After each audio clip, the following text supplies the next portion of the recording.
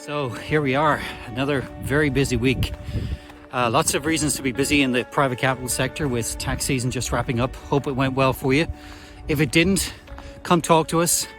We're working with lots of companies in the VC and PE space that are looking to streamline and operationalize their communications with their LPs. So we'd be delighted to talk about how we can help there. To any founders who are looking to wrap up Q1, as we are ourselves here at Asset Class, the best of luck over the course of the remaining 2 weeks of the quarter.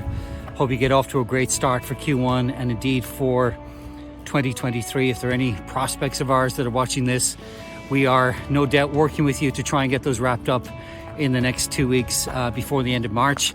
So yeah, let's talk about what's been happening this week. Yeah, some interesting conversations this week. I've been chatting with a number of venture capital firms that have been characterizing their deal flow as, for this quarter, slower, certainly compared to the same quarter for last year. I think being very introspective, as I mentioned, looking at their existing portfolio and determining how best to support them. But having said that, there's still a tremendous amount of dry powder out there. So it'll be interesting to see where that goes. And I think really a flight to quality is kind of the overarching theme. In other words, make sure that, if you're a founder or you're running a business or your portfolio, VC-backed portfolio company, that you have your house in order, that your metrics are being taken care of, certainly that you're looking to extend runway.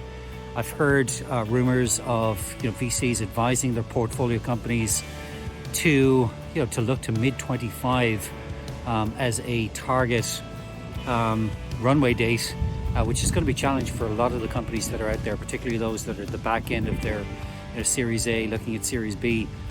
So it'll be interesting to see how that plays out. Also looking forward in the next couple of weeks, bringing some additional podcast episodes to you. We've got some great guests coming up. We're talking with Bobby Healy, who is the founder of Mana Aero, really a groundbreaking company in the drone delivery space. Bobby and his company running the largest drone delivery operations globally. And in fact, we'll be chatting to him on the back of some exciting news that he's brought to market this week, announcing that Coca-Cola made a strategic investment in the company, building on the work that he and his team have been delivering over the past couple of years. So really looking forward to that. A couple of others that we're firming up right now, which will be very exciting. Looking forward to bringing that news to you in the coming weeks.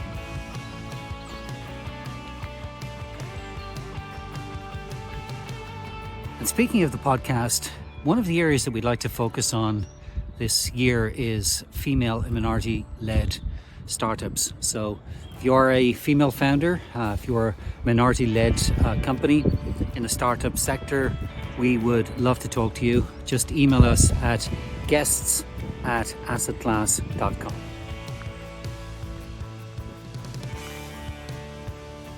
So one of the other interesting conversations I've seen happening over the course of the last week or so in particular, in fact, watching Mad Money during the week on CNBC, I saw Kramer mentioning the fact that there's too many enterprise software companies out there, and that this implosion that's happening right now, as he characterized it, might be good in terms of clearing out some of the let's say overcrowding that's been happening in the software space. It is an interesting topic. In fact, it's something I've thought about a lot myself over the course of recent months. At Asset Class, we're a platform, right? So we have a series of modules that integrate and they talk to one another, but you can choose which modules are suitable for you. What I characterize as the recoupling of software. And what I mean by that is, 10 years ago, we saw the gradual uncoupling of software. The idea that you could get a point solution that would solve a particular problem, buy another point solution to solve another problem, and have them talk to each other seamlessly and in symphony with each other. In practice, that hasn't worked. It may work for a short time. These software companies develop in different directions. Their product development path becomes divergent. the integration between the applications, while they might be based on certain standards, API standards, etc. I know from personal experience, they break down. You've got to reconnect them.